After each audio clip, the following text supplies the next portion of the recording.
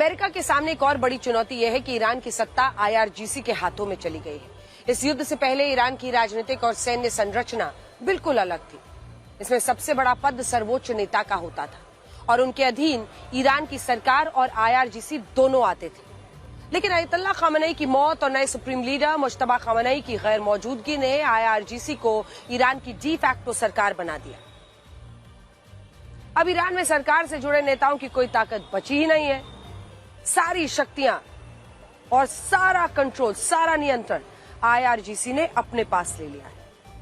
The New York times के मुताबिक पहले ईरान के कुछ नेता नरम रुख अपनाकर अमेरिका से बातचीत के पक्ष में भी होते थे, लेकिन अब इन तमाम मॉडरेट माने जाने वाले नेताओं को IRGC ने साइडलाइन कर दिया है।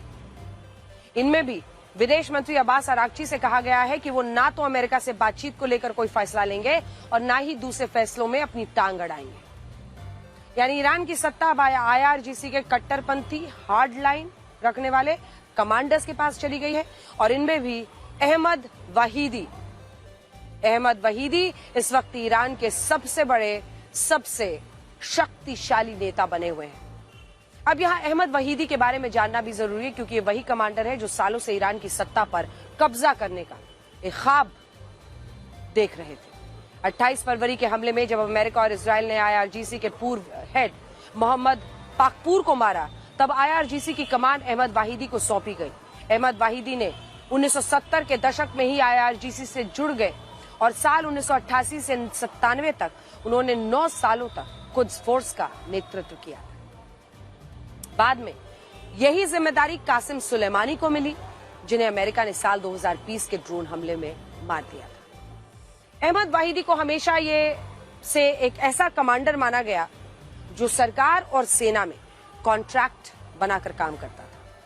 इसी का नतीजा ये हुआ कि अहमद वहीदी कुद्स फोर्स के चीफ बनने के बाद ईरान के रक्षा मंत्री बने और 2024 तक उन्होंने इंटीरियर मिनिस्टर का पद संभाले। यानी अहमद वहीदी को सरकार और सेना दोनों का अनुभव है और ऊपर से वो ज्यादा कट्टर है। अमेरिका और इजराइल को शैतान मानते हैं। साल 1994 में जब अर्जेंटीना की ब्यूनो एयर्स में एक यहूदी सामुदायिक केंद्र को बारूद से भरी गाड़ी के साथ उड़ा दिया गया, तब उस वक्त यह आतंकी हमला अहमद वहीदी ने ही कराया था। 80 से ज्यादा यहूदियों की जान लेने के लिए अहमद वहीदी के खिलाफ इंटरपोल ने रेड नोटिस जारी किया। जबकि ईरान में अहमद वहीदी का कद तेजी से बढ़ने लगा। मोहम्मद पाकपूर की हत्या के बाद जब IRGC की कमान अहमद वहीदी को सौंपी गई, तब पहले ही दिन से उन्होंने ईरान की सत्ता को अपने कब्जे में लेना शुरू कर दिया और आज अहमद वहीदी ही ईरान को चला रहे हैं। अगर ईरान की सरकार से इजाजत मिलने के बाद भी IRGC ने भारतीय जहाजों पर हमला किया, तो इसके पीछे अहमद वहीदी का ही हाथ है। अहमद वहीदी को ईरान के नेशनल सिक्योरिटी काउंसिल के सचिव मोहम्मद बाकर जोलघद्र का भी साथ मिल रहा है। जोलघद्र वही नेता है जिन्होंने अली लारीजानी की मौत के बाद इस पद को संभाला था और उन्हें भी बहुत ज्यादा कट्टर माना जाता है। यह भी कहा जा रहा है कि ईरान में सरकार और सेना के समर्थन में जितने भी प्रदर्शन किए जा रहे हैं, उनके पीछे कौन है? अहमद वहीदी और मोहम्मद बाकर जोलघद्र, इन दोनों का हाथ है।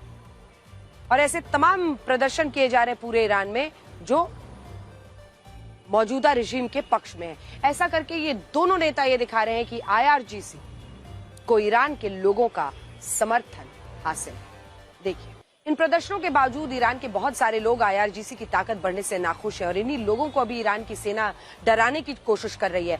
ईरान के judiciary chief Ghulam Hossein Mohseni Ejei ने कड़े शब्दों में चेतावनी देते हुए कहा है कि जो कोई भी ईरान की सरकार या सेना के खिलाफ जाएगा, उसे अमेरिका और इजराइल का साथी माना जाएगा। सुनिए।